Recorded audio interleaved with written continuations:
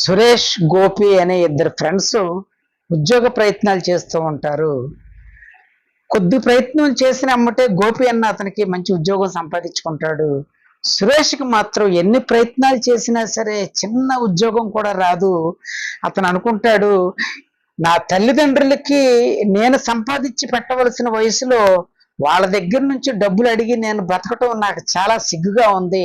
నేను బతకటం దేనికోసం అని చెప్పి సూసైడ్ ప్రయత్నం చేస్తాడు. వెంటనే ఆఫీస్ నుంచి వచ్చిన గోపి గబగబా హాస్పిటల్కి తీసుకెళ్ళి బతికించిన తర్వాత ఎందుకు వచ్చిందిరా నీకు, ఇప్పుడు నేను ఉన్నాను కదా, నేనున్నంతకాలం నిన్ను ఏదో ఒక రకంగా హెల్ప్ చేస్తున్నాను కదా, ప్రయత్నాలు చేయరా, సూసైడ్ చేసి చచ్చిపోవటం ఏంటరా అని చెప్తాడు. కానీ ఈ సురేష్ అన్న అతను ప్రయత్నాలు కూడా మానేసి ఆ గదిలోనే కూర్చొని ఇంకొక 2-3 సార్లు సూసైడ్ ప్రయత్నాలు చేయటం, ఈ గోపి అన్న అతను బతికించటం, ఇవన్నీ నార్మల్ అయిపోతాయి. ఒకరోజు గోపి అంటాడు, అరే నువ్వు ఇలాగే గదిలో కూర్చుంటే పిచ్చోడు అయిపోతావు, నాకు అలాగే సెలవు సిటీ వెళ్ళిపోయి కొంచెం అక్కడ ఎంజాయ్ చేసిన తర్వాత బోట్ షికారు చేద్దామని చెప్పి వెళ్ళి ఒక బోట్ ఎక్కుతారు.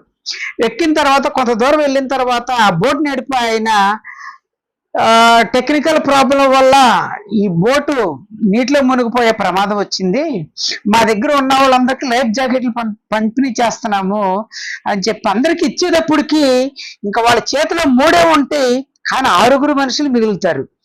అప్పుడు ఆయన అంటాడు, మరి నా దగ్గర ఇంతకు మించి ఏమీ లేవు, మీలో ఎవరైనా సరే ఒక 3 ప్రాణత్యాగం చేసి కనుక దూకేస్తే మిగతా వాళ్ళందరూ బతుకుతాం, లేదంటే మొత్తం అంతా మునిగి చచ్చిపోతాం అనేది అప్పటికే జీవితం మీద విరక్తి వచ్చిన ఒక అతను వెంటనే దూకి చనిపోతాడు.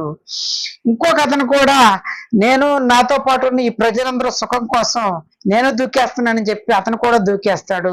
వెంటనే గోపి లేచి, ఇప్పుడు వరకు నేను జీవితం చాలా సంతోషంగా అనుభవించాను, నాకు ఇంకా సంతోషం అనుభవించాలని ఉందని చెప్పి పక్క సీట్లో కూర్చున్న సురేష్ అన్నం ఎత్తి కింద పడేసి ఆ లైఫ్ జాకెట్ తీసుకుంటాడు. మై డియర్ ఫ్రెండ్స్, మనకు బాధ వచ్చినప్పుడు రా అంటే వచ్చేది, ఆ సంతోషం వచ్చినప్పుడు ఇంకా ఉండు, వెళ్ళిపో అంటే వెళ్ళిపోవటానికి అది ప్రాణం.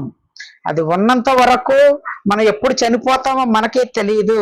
ఉన్నంత కాలం ఎన్ని కష్టాలు వచ్చినా బాధలు వచ్చినా వాటిని అధిగమించుకొని సంతోషంగా బ్రతకటానికే ప్రయత్నం చేద్దాం. Thank you very much.